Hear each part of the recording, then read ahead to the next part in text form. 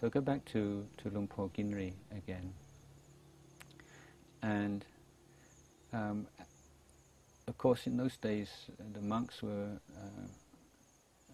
very had to lead very ascetic lives, and one difference from today is that cloth was very hard to find.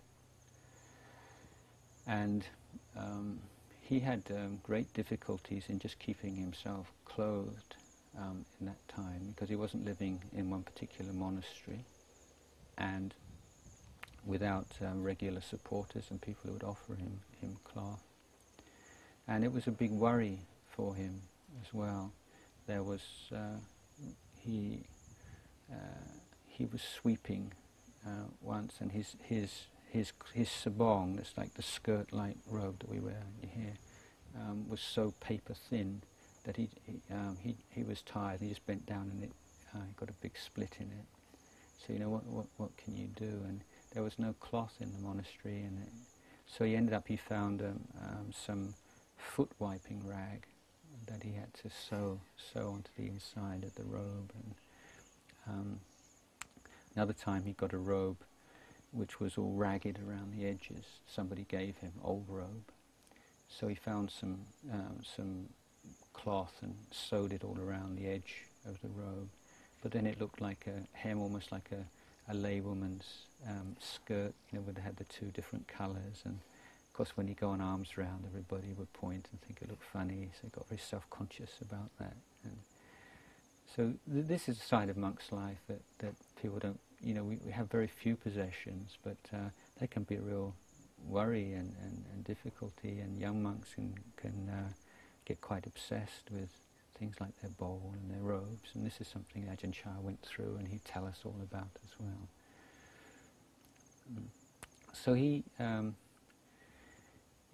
decided, he developed a standard for himself. He had these worries, and he needed to be properly covered and reasonably clothed, but he just made a standard that even though he still had desires for good robes and so on, that he would never ask for anybody, for anything for anybody, even from monks.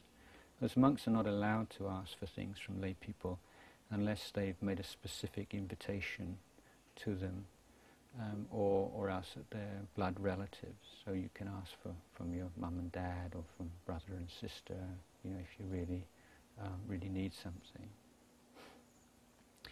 But he found that gave a sense of a lot of integrity and something that he could feel proud of, that he could maintain that standard. Anyway, he went back to Lumpur Ginri's for the rains retreat, and Lumpur Ginri saw that his robes were falling apart, and so he asked for some cloth from some relatives of his, and then one of his relatives, who was a nun in the monastery, sewed a robe for him. I think there were a number of nuns, probably all helped, because you sew by hand, and it's not like using a machine. It took a long time.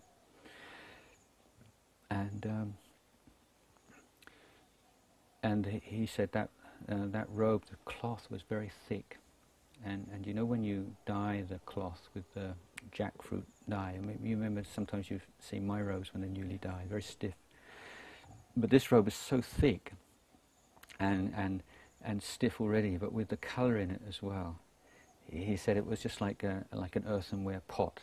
It's just so stiff. You walk along, it's so.